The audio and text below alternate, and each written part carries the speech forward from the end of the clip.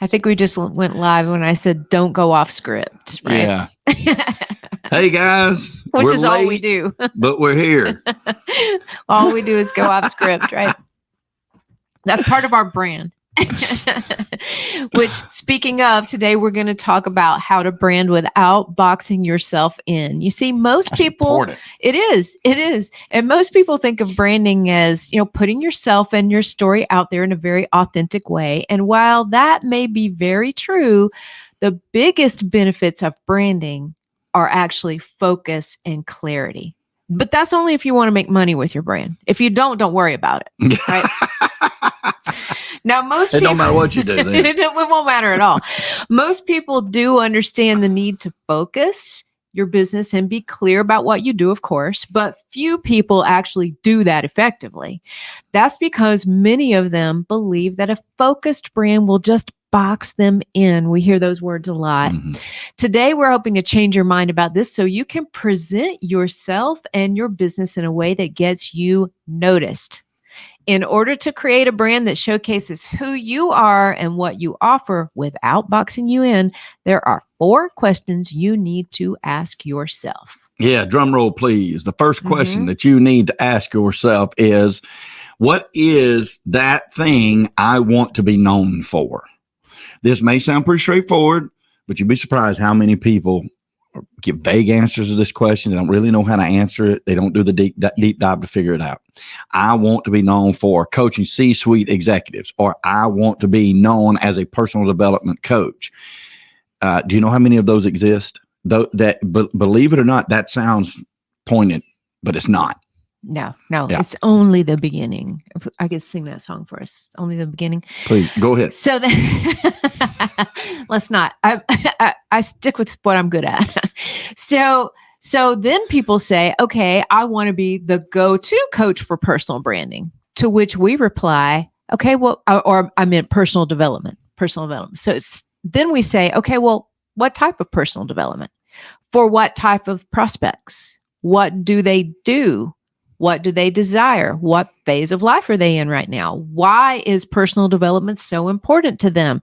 Those are just the first few questions, because those questions could go on and on and on. So we ask you, is it really boxing yourself in to answer those types of questions? No, it's about focusing on who you want to help and why. Mm-hmm. The second question is, how am I different from those who are also known for that? Okay. If you do the first one, you've already set yourself way ahead of the game. All right. If you go to the second one right here, though, you're doing even better. Answering these questions we get asked will get you started. Okay.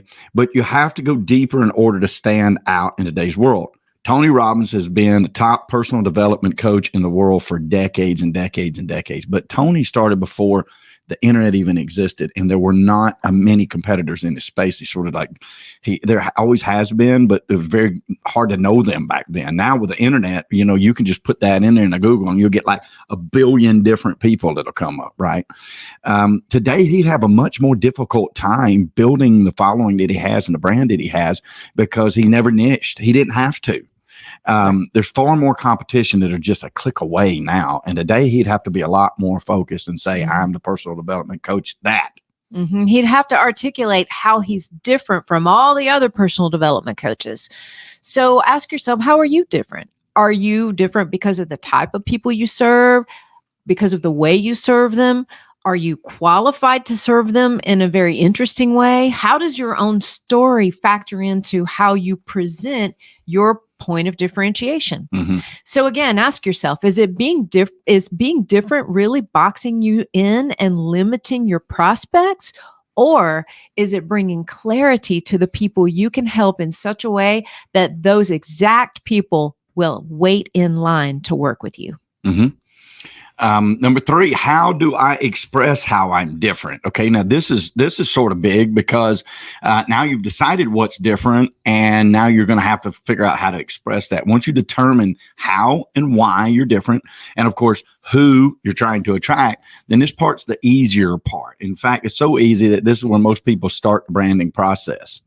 Hear what I'm saying? This is where they normally start the branding process. They should have started it 2 questions ago. Okay. Right. Because if they start here, it does go wrong. Most people start with developing a logo, getting their photo shoot, and creating their social channel websites. Like we call this like the 3 amigos, right? And you cannot start there. You got to back up and start with question 1 and question 2. Yeah. And let's face it, it's easy to skip the hard part, right? I mean, you go straight to dessert on Thanksgiving Day. I mean, that's the best part, right? They skip it because they're not answering the first 2 questions. And that's when the result is, oh no, I look like everybody else in my space. Can't tell you how often we hear that too. It's like, I don't know if there's really anything special about me out there. I think I just kind of look like everybody else in my space. So the takeaway with this one is you can only express how you're different after you have defined how you're different. Repeat that for me. Go ahead. You can only sell how you're different after you define how you're different. That's right. Put Michael on the spot there. I was listening. I know. Goodness, I know. man, You're that's paying like it was a test, man, alive. It is. It is. You know, It's every a day. first of many. That's right. Okay, number 4, how do I sell that difference to the people who need me?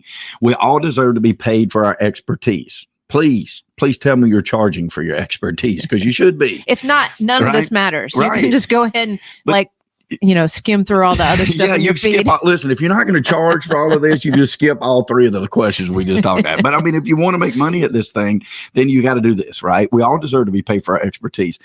Think about it like this. If you don't define that expertise clearly, then there's no expertise to be perceived, right? Okay. Selling your expertise is also much easier when you know how and why you're different. Then the selling part is just about finding the people who have experienced the same challenges as you and offering them a solution that helps them overcome those challenges. Again, it's not about boxing you in. It is about setting the ball on the tee aimed directly at the flag of the 18th hole of the Masters. Like that is it. That is going directly towards where you want to achieve success. Exactly. So let's recap those. Okay.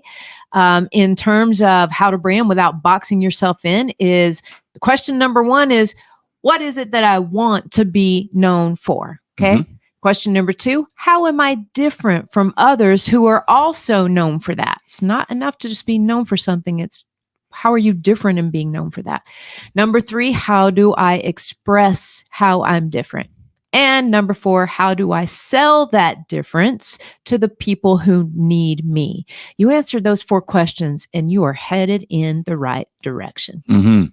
And by the way, if you feel like your brand could use some clarity, and especially if you're involved in different projects, potential revenue streams, things sitting on the shelf getting dusty, does this sound familiar to a lot of you coaches out there? You put the hard work into a couple of projects and then they're just sitting there and you're like, hey, I need to monetize these things.